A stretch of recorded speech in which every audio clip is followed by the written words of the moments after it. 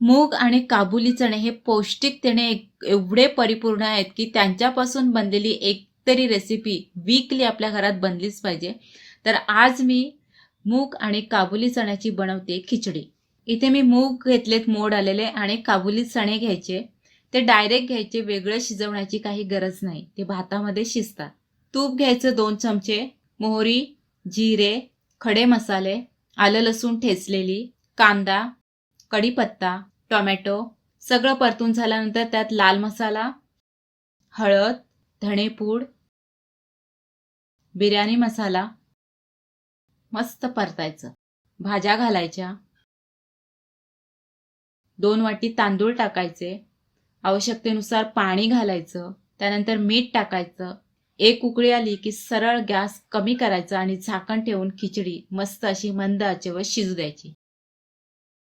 खिचडी इथे शिजली. मी आता एवढंच म्हणेन, खिचडी शिजल्यानंतर जेव्हा तुम्ही खायला जाल तेव्हा पोट भरलं असलं तरी तुम्ही अजून खाल. अतिशय चविष्ट लागते.